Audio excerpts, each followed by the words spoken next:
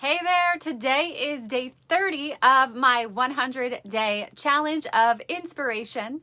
And the other day I talked about pain, and I talked about the pain of discipline versus the pain of regrets. Well, I came across an article on regrets, and it was regrets of people who are dying. So this article was by Bronnie Ware, and she was someone who worked in hospice. And she worked with people that were sent home to die, basically. And through her time, she started asking people what their regrets were and came up with a list of the top 5 regrets that people who are dying have.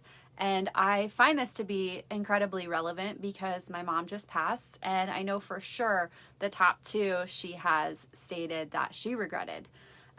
So I'm going to start with the first regret, and then the next 4 days I'm going to do the other 4 top regrets of people who are dying. See if you can relate to these. The top regret of people who know that they are dying is, I wish I'd had the courage to live a life true to myself, not the life others expected of me. Can you relate to that? I'm going to read it again just in case, because I saw some people hopped on.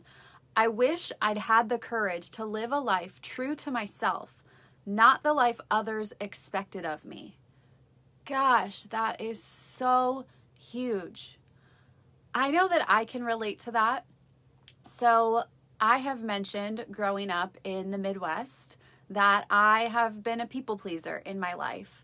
And when at some point in my life, I decided that I was going to try to fit in, and fitting in was more important to me than speaking my voice or honoring my gut or myself.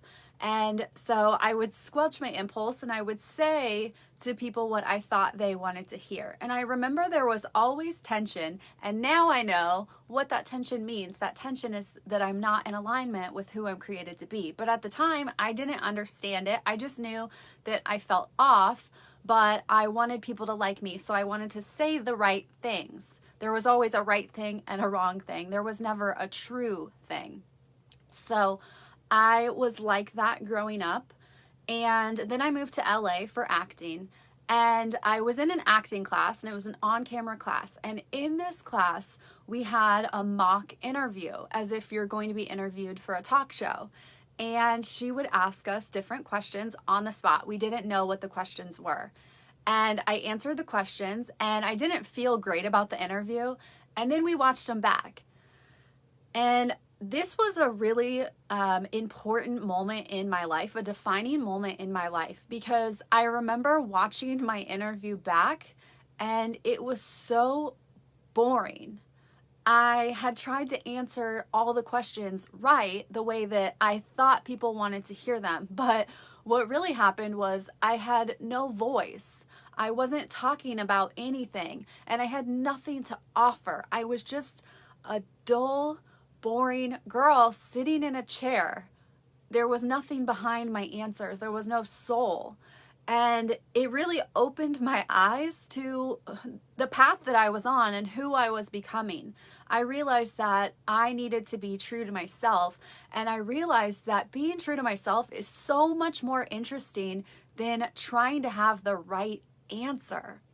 So I was so lucky to have that experience at a relatively young age. And so slowly, I started to become more of myself. And LA was an amazing place to live my 20s because there are so many different types of people. And there are so many different types of people that just own who they are. And it was so inspiring to me, someone who thought that I needed to fit in a box. And so that encouraged me to get out of my comfort zone and to speak my truth and to live my honest self and to share that with other people and to learn about my voice. And so that was a really transformative thing that happened to me. And it just feels so good. When you are honest with yourself, it feels like the best thing in the world. People have said to me that I'm able to have hard conversations with other people, and they compliment that. They compliment me for that. And the reason why is because It's so powerful to be honest. I have conversations. I'm able to have hard conversations with people out of love because I love these people. I want to be honest with them. I want to be honest with myself as well. Sometimes the hard conversations are me sharing hard things that I don't want to share about myself with other people. Sometimes I have to be honest about my shortcomings, and that sucks. Nobody likes that, but it feels good to get it out in the open. The truth will set you free, right? So going back to this idea of not living a life true to yourself and having the courage to live a life true to yourself, not the life others expected. Who are we trying to please? Why are we trying to please other people? We have the answers inside of ourselves.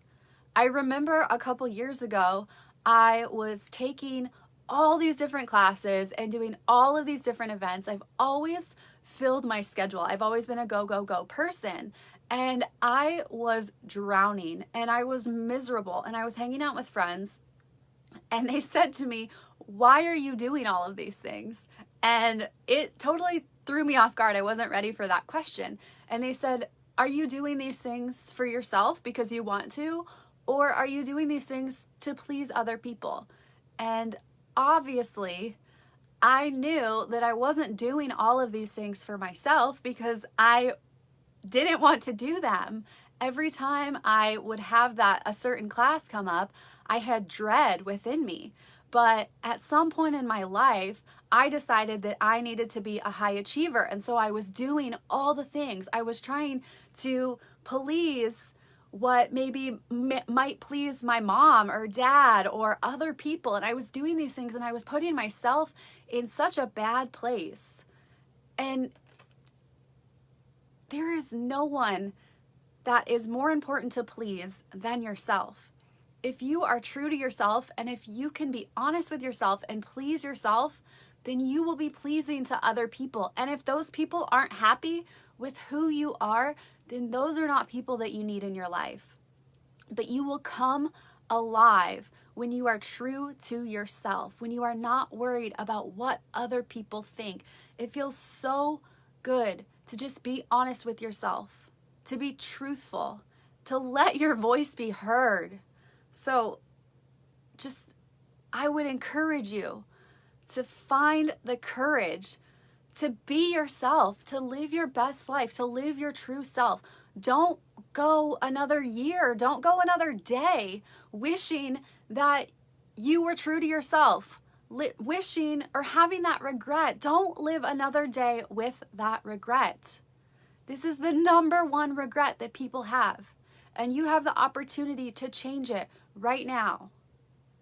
I promise you, it feels good to be yourself. You will see that your soul will come on fire. It will lead to so many amazing opportunities when you find alignment in who you are and who you were created to be, because you were created to be someone special. You were created to be someone powerful. And if you are trying to please other people, if you are living a life for other people, you cannot be in alignment with who God created you to be. So have that courage.